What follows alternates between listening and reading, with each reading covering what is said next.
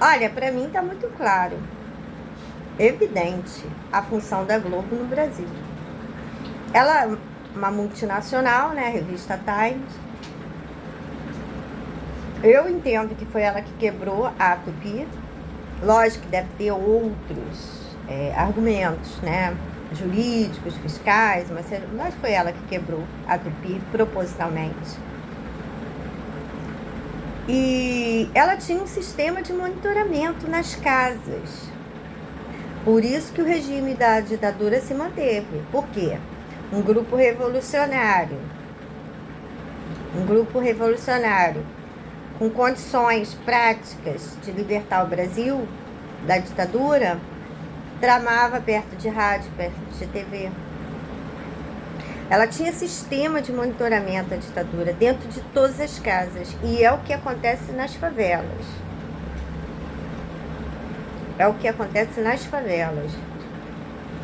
Porque eu eu era uma evangelista muito ativa, e sou ainda. Mas o Lucas pequeno, meu filho, nossa, eu era aqui da Niterói 1 e depois fui para Niterói 2, que é a Igreja Universal.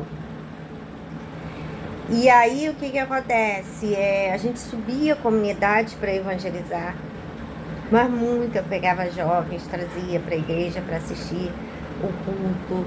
Lucas era pequeno, Lucas ficava na igreja me esperando, ficava com o Felipe, porque eu confiava no Felipe, que era um menino que tinha 13 anos na época, mas ele parecia um rapaz de 30, maduro, sério, não tinha meninice nenhuma. Usava só roupa social muito bem trajada. O pai dele que levava ele de carro branco para a igreja, o pai negro, preto. Felipe era preto também. Aí eu falei, Felipe, vou lá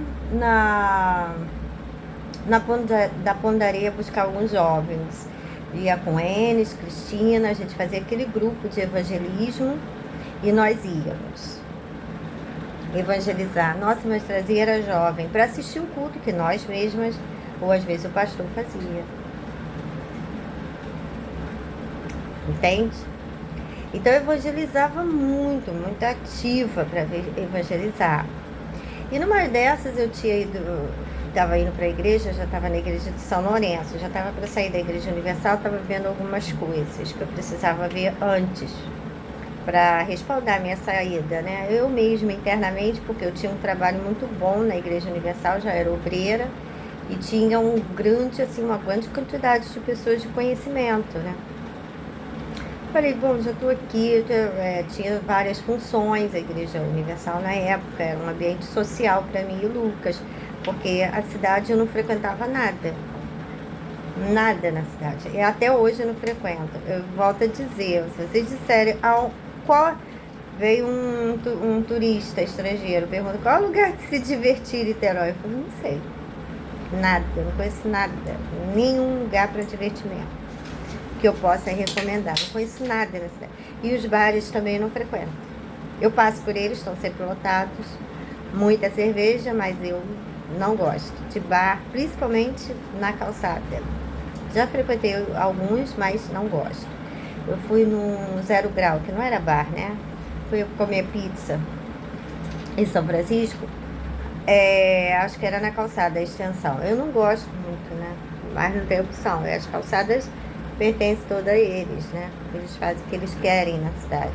Se eles quiserem, eles fazem. A cidade é de cafetão e prostituta, né? Eles até se acham beneficiadores da cidade. Eles se colocam assim, né? É um engano, é um erro. Eles só lavam dinheiro e matam a pessoa honesta e distribui prostituta em todos os lugares para garantir um sistema de vigilância. É lógico que eles vão desenvolver, né?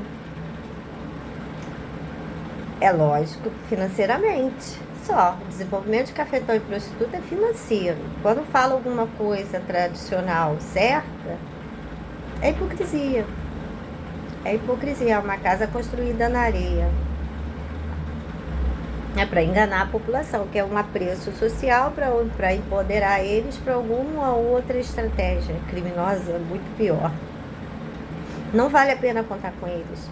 Tem uma falsa realidade aqui em Niterói de sociedade bem desenvolvida. Lógico, Se eu chegar ali na esquina, sair com 30, 40 homens, vendo uns 3 quilos de droga, vou desenvolver. A polícia não prende prostituta. Agora que eu tô vendo algumas prostitutas sendo presas. Mas algumas, mas não prende. Todas teriam que ser presas. Porque quando eu estava trabalhando para a Ivete, eu fiquei desconfiada. Eu falei, peraí, Ivete foi uma pequena empresária, mãe da Carolina, e tinha um marido jovem, gordinho, muito novo para ela. Acho que era Ricardo o nome dele. Branquinha, ela já velha, sabe? Assim, aquelas mulheres assim, velha, estilo. Ela tem um estilo de aparência feminina, assim, tipo, amarga, sabe? Assim, uma pessoa amarga. E a Carolina era assim, deslumbrada, né? A filha dela. Muito, não era feia, mas a carinha de fuinha, mas ela se via nitidamente que eles eram deslumbrados, sabe? Ela chegava com umas roupas, minha mãe foi costureira, minha avó também, então eu sempre fui ligada à costura, essas coisas assim. Hoje que eu não posso expandir todo o meu bom gosto por causa da questão financeira, né? Que limita um pouco, mas não tanto. Mas enfim. Aí eu tô vendo que ela é deslumbrada, que ela é meio doida, que ela usava umas roupas que eu sabia que eram roupas para uma boate na Zona Sul. E para você chegar de carro, inadmissível você ir de ônibus. Porque sempre quando eu compro roupa, sapato, eu falo, eu vou andar de ônibus.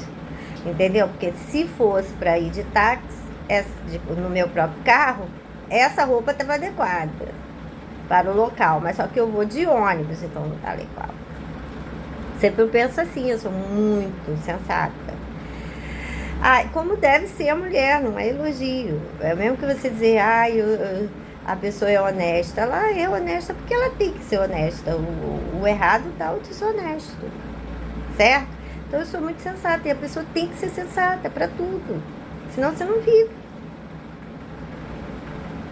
Aí o que acontece? Eu pensava isso, né? Então eu tô vendo que Carolina é uma pessoa assim, ela era nova, ela devia ter uns 27, 28 anos por aí. Ela era deslumbrada, sabe? E percebi nela, eu muito simplesinha, né? Trabalhando para ela como vendedora e era gerente de uma loja 2x2, praticamente. No centro de Piratininga, em frente ao Multicenter. Aí o centrozinho comercial. Aí eu percebi que ela gostava de se gabar comigo. O que ela estava dizendo para mim, ela não poderia dizer para um rico. Entende? Ela não podia se gabar com rico, com ninguém. Ela estava se gabando comigo, que sou uma pessoa que nunca viajou, que ganhava um salário mínimo. Aí eu senti que ela começou a se gabar com coisas dos Estados Unidos comigo. Tá vendo essa calça aqui? Eu falei, lógico. Custou $500. Pô, 3.500, né? Hoje. Eu falei, essa calça custou $500? Gente, que coisa. Eu fiquei surpresa, porque eu não dava... R$100 eu dava na calça, só. R$100. A calça custou $500, é muito dinheiro, né? A calça não valia. E tá cheio de coisa no Plaza que você fala assim, isso aqui tem uma treta aqui, porque agora que pararam. Acho que numa época, no primeiro piso do Plaza, tinham umas blusinhas de alcinha, muito comum, de cotton, né? Tem coloridas e tudo. Até eu tava vendo uma... Eu não gosto muito das alças, são grossas. Eu tenho um ombro curto, eu prefiro mais as alcinhas finas, né? Mas quem tem um ombro largo fica melhor. Aí eu... Mas que não fica feio pra mim, mas eu não gosto. Mas uso, já usei. Aí eu tava olhando e falei assim... Aí eu olhei e parei, sabe? Pra ver os preços. Acho que era da Ering. Que ficava no primeiro piso do Plaza. Ering. Aí coisa assim absurda. Uma blusinha que você compra em qualquer lugar aqui em Niterói, você compra por R$10, dependendo da loja. E no máximo 30. Tava 350. E não era ainda, porque tem vários tipos de cotton, né? Tem uns cottons que são bons, outros não são, outros são mais grossos, mais finos. Falei, caramba, 350. E não entrava ninguém. Ninguém. Aí comecei a observar esse negócio no Plaza, né? Lojas muito suntuosas e não entrava ninguém. Ninguém. Loja ali parada, né? Então eu tava trabalhando com essa Carolina e a Ivete era doida, né? Também ficava se gabando. Elas ficavam se gabando o dia inteiro. Não é contando coisas que fez, não. Porque você vai sentar com uma pessoa rica, lógico que ela vai dizer foi para Nova York, foi para Istambul, foi para Canadá, foi para vários lugares, França, né? É a realidade, você sente que é a realidade da pessoa. Ela não tá tirando onda. É porque é a realidade dela. E você precisa dar um desconto. Não era o caso deles. Eles ficavam se gabando, querendo que eu soubesse. Aí eu tô analisando eles, a família deles. A família estranha, estranha, uma mulher velha, um garoto novo, uma filha deslumbrada, essa era a realidade. E uma loja que vendia nada. E os três dentro da loja. De manhã chegava, ô Ricardo, ó, você veio aqui para ficar amanhã na loja. Ah, Carolina, amanhã você fica aqui nessa loja, fica aqui. Ah, sabe, os três montados na loja e duas funcionárias. Aí eu falei, vou ver esse negócio aqui. Aí peguei as notas todas que eu havia vendido, porque só eu que vendia, porque a Michelle não vendia nada. Eu falei, Michelle, pode ficar aí, fica aí, sabe? Pode deixar que eu faço. Porque quando ela fazia, eu pedi ela pra limpar a loja pra mim, que eu era gerente, aí ela limpou. Aí chegou a Ivete, veio passar o dedo, falou, ah, que tá suja. Eu falei, ah, tá bom, tá. Michelle, não precisa fazer não, deixa que eu faço. Fica aí na frente da loja que eu tô arrumando lá o estoque. Fica aí, Michelle, na frente da loja, que eu tô... A Michelle só gostava de mostrar o abdômen. Toda hora ela gostava de mostrar o abdômen e as nádegas. Era assim, teve até uma menina que comentou pra mim que parou um policial, uma viatura, eu falei, não acredito, Michelle fez isso. Disse que a viatura parou, ela foi e mostrou as nádegas pros policiais, a menina falou pra mim, comentando. Eu falei, cara, eu noto que ela um pouco assim, ela era legal, assim, era amiga, nós brigamos. Eu falei, você não é a verdadeira amiga, não. Sabe que eu até tinha uma consideração por ela, sabia? Não pra sair, pra nada. Mas no ambiente de trabalho era agradável a convivência, né? Aí ela chegou e falou assim, ah, eu tô namorando. Aí começou a se gabar também do namorado, que o namorado era rico, que não sei o quê. Aí eu tive um problema, eu fui sair da loja, né? Pedi demissão, que não aguentei as duas. Aí a Carolina e a Ivete, aí eu fiquei sem um aluguel, porque ela chegou pra mim, a Carolina falou assim, eu tenho 1 mês para pagar a sua indenização. Falei, tá certo. E eu pensando em um aluguel, meu Deus, é meu filho. E eu pedi demissão. Aí a Michelle se gabava muito, dizia que o namorado dela tinha muito dinheiro e ele emprestava dinheiro a juros. Olha só. Aí eu falei assim, então vou pedir, né? A Michelle, aí quando eu receber a indenização eu dou a ela. Ela me deixou esperando, ela marcou, aí eu falei, cara, você pode ir na loja tal, Michelle, que eu preciso desse dinheiro para pagar o aluguel, seu Cacau tá lá me cobrando aluguel. Aí numa loja de cosméticos, de outra também que se gabava, você não podia chegar perto dela, que ela conversava, ela vendia produto de cabelo. Ali também no centrinho de Cambuim, de Piratininga, mas mais próximo à minha casa, mais assim, depois do Morfeu, que era uma loja que vendia colchões. Era outra deslumbrada também. Quando eu tava no Guindai, ela aparecia lá. Elas aparecem. Aonde eu tô, elas vão surgindo, sabe? Eu fico assim, é gente que manda. Vai lá, que Ana tá lá. Aí elas começam a aparecer. Essa era outra também, sabe? Deslumbrada, que eu nem dei conversa pra ela, porque num segundo ela já começou a querer contar um monte de coisas, assim, e tal. Você tá vendo que a pessoa não tem cultura, sabe? Um negócio esquisito. Da onde veio esses recursos todos? Essa é a minha pergunta. Aí eu tô na frente da loja dela, ela era loura, tinha o cabelo mel, né? Liso, mas 40 anos, mais ou menos. Aí tô ali esperando, tô com o vestido preto, tava até com o cabelo preso assim, acho que tava preso assim, ainda tinha cabelo comprido, natural meu. Aí eu tô ali esperando com o vestido preto que eu tinha, que eu gostava muito de malha, de manga. Aí eu esperando, cadê? A Michelle não veio. Não veio. Eu briguei com ela, falei, olha, você não é minha amiga não. Eu com aluguel para pagar. A desgraçada da Carolina disse que só me pagava daqui a um mês, porque a legislação permitiu. Eu nem procurei ver se era verdade, nem tinha como ver, porque se se eu chego num balcão aqui em Niterói, eles mentem o que eles quiserem. Às vezes sai alguma coisa na televisão de favor para a população, aí eu ia lá para ver se tinha. Ah, não, já acabou. Ah, tá, ok. E não adianta você procurar gerente, porque o gerente é cafetina da funcionária. O gerente é cafetão da funcionária. Então ele vai favorecer ela, concordando com o engano. Aí eu falei, olha, você não é minha amiga, você me deixou esperando, você sabia que eu estava precisando desse dinheiro emprestado.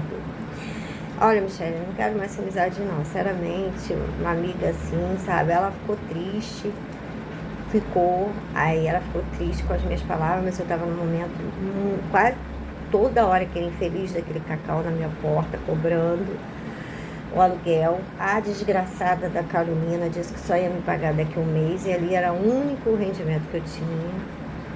E eu ia ter que pedir meu pai e aquela coisa toda. Aí acabei com a amizade com ela.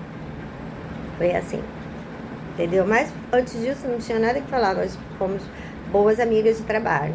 Ela era um pouco estranha, ela tinha um jeito de agir, ela sempre, e eu notei mesmo, ela sempre fazia esse gesto da samambaia, aquele gesto da samambaia, aquela coisa. Uma vez eu não assisti o programa, mas passando, às vezes eu vi algumas entrevistas do Vesgo, achei que fosse interessante, mas depois começou a ficar chato e eu não conseguia entender a razão daquilo, porque não tinha arte nenhuma, então tinha uma razão. Sempre quando eu vejo uma pessoa sem muita arte, eu falo, tem alguma razão ali, naquilo ali. Aí eu falei, deve ter alguma razão criminosa nisso aí, vamos descobrir mais pra frente, porque sempre 15, 10, 20 anos que eles publicam, expõem na TV, antes do desfecho. Aí eu fui e falei assim, ela fazia aquilo ali mesmo, ela ficava daquele jeito mesmo que essa mambaia faz, com a calça jeans, mas ela fazia assim, sabe, uma coisa. Aí ela virava assim, eu falei, que coisa esquisita, né? E eu sempre muito séria, aquela coisa toda. Sou divertida, sou alegre, eu sou uma mulher séria, muito séria, entendeu? Aí eu falei, tá bom, Michelle, acabou a amizade aqui, eu não gosto de falsidade, né? Não vou ficar com a pessoa que eu tô insatisfeita com a amizade, vou ficar de amizade, né? Eu falei, Michelle, você fez isso comigo, me deixou aqui esperando. Não podia ter, né? E foi assim. Aí eu tô nessa loja dessa Ivete, ainda trabalhando pra ela, e eu tô desconfiada, porque eu peguei as notas, somei a Michelle do lado, falei, fica aí no balcão, Michelle, que eu vou ficar aqui somando. Aí peguei todas as notas do mês todo, somei tudinho, fiz os cálculos, peguei as notas de possibilidade de despesas da loja e falei assim, Michelle, tem alguma coisa errada nessa loja. Essa loja vende R$2.000 por mês. Não dá nem para pagar todas as despesas de luz, de água, de aluguel, de funcionário, não dá. Eles estão vivendo de quê? Contando essas vantagens todas, que foi para Miami, só falava em Miami. Eu vou comprar as coisas em Miami, que Miami é mais barato. Eu falei, meu Deus, Miami é mais barato do que o Brasil. Eu também vou comprar no Nordeste, que as coisas são mais baratas. Mas é a passagem que eu vou para o Nordeste para comprar. Eu tenho certeza que é tudo mais barato, mas ia falando assim, com essa naturalidade, como se fosse uma pessoa muito rica, que só viveu na riqueza. Eu só vou para Miami, porque tudo em Miami é mais barato. Eu falei, tá, deve ser mesmo. Aí eu falei, Michelle, não tem uma coisa errada, a loja não vende nada, eles fazem o quê? Eu preocupada, porque eu trabalhando ali, né? Eu tinha um escuta, E a Michelle também falou pra ela o que eu fiz. Aí ela, no outro dia, ela chegou com assim, desse jeito mesmo, a Ivete. Ana, essa loja aqui é só para eu ter um status de empresária. Porque com essa loja eu consigo empréstimos. E com esses empréstimos eu pago a reforma na minha casa do condomínio fechado, compro carro e viajo. Aí eu falei, tá bom. Não falei nada, tá certo. Ok. Essa loja aqui, ela é só para existir para ela 6 por meia dúzia. Ela existe para ela se autopagar. Ela se paga. Mas a gente não tira os recursos dos empréstimos que nós podemos fazer. Aí eu falei, tá certo, tá ok. Tá ok. Entendeu? E era assim, um ambiente horrível. Então tinha coisa errada, né? Coisa errada, muito errada. Então, dificilmente as prostitutas aqui de Niterói são todas coniventes. Todas coniventes. Eles lavam dinheiro com a conivência dela e outras coisas piores. Outras coisas piores. E o comércio aqui na cidade é comércio de empoderamento. Por exemplo, se você for abrir um comércio, tudo é sempre a partir da hora que eu falo. Depois eles modificam. Mas o comércio aqui, se você não tiver prostituta, ele não vende nada. Porque são grupos de empoderamento. Porque o policial vai lá para comprar prostituta. Mas ele não pode chegar no comércio, aquela infraestrutura, e nunca ter um cliente. Então tem sempre cliente, pessoas contratadas para frequentar o comércio. E algum ou outro que frequenta, que não esteja. Eu vou para investigar. E outras pessoas, poucas, vão, porque realmente é o único comércio da localidade. E para evitar, ele impede que outras pessoas tenham comércio, para ele se tornar único do mercado. Tem isso também, para obrigar você a ir no comércio dele, para ele te caluniar do jeito que quiser. Aí você entra no comércio dele para comprar pão, ele diz que você saiu com a prostituta dele, com um garotinho. Você não pode nem ser simpática. Se for uma mulher de 40, 50, 60 anos, você não deve nem ser simpática. Evitar, um mínimo. Eu sei fazer, eles não vão falar nada de mim, mas você deve ter cuidado. Porque dá a impressão que você é cliente do garoto. Ele vai dizer isso de você. Se ele tiver uma trama contra você, a primeira coisa que ele vai dizer, que você ia no comércio para comprar prostitutos. Os comércios aqui não vendem nada. Nada. É tudo grupo de empoderamento. Tem um grupo de pessoas para frequentar o comércio. E essas pessoas ganham para isso. Se tirar a prostituição das ruas, a cidade fica quase deserta. Dia de semana. Porque ou todo mundo está trabalhando ou está em casa, ou está estudando. Ninguém fica batendo perna o dia inteiro na rua. A cidade fica praticamente deserta. Tirar as prostitutas. Eles é que dão um movimento, engana as outras pessoas, achando que a cidade é uma cidade de pessoas normais. Não é, gente. É de prostituta e cafetão. Eles é que movimentam a cidade. Então, não há gratidão a eles. Eles quebram os comércios, quebram as famílias, destroem as famílias para eles prevalecerem. E aí eles acabam sendo a única fonte de desenvolvimento de uma cidade. Mas é um desenvolvimento criminoso, sórdido, feito com sabotagem. Eles sabotam os comércios tradicionais para eles fracassarem, para eles se tornarem únicos. E eles prevalecem porque o dinheiro, vendendo ou não vendendo, eles existem. Aqui é assim, vendendo ou não vendendo, eles existem com 4, 5 funcionários. E um ou outro mercado que eles consolidaram, tudo é deles. Então você não tem como não entrar no comércio deles. Mas aqui a ideia é vendendo ou não vendendo. Por quê? É dinheiro de lavagem. Tanto faz ele vender como não vender. É porque o que vai entrar é o dinheiro da lavagem. Então eles têm grupos de empoderamento para tudo. E olha, cuidado, porque isso está generalizado para shows. Grupos de empoderamento. Ele lança, toda artista do cafetão, tudo piranha, de prostíbulo.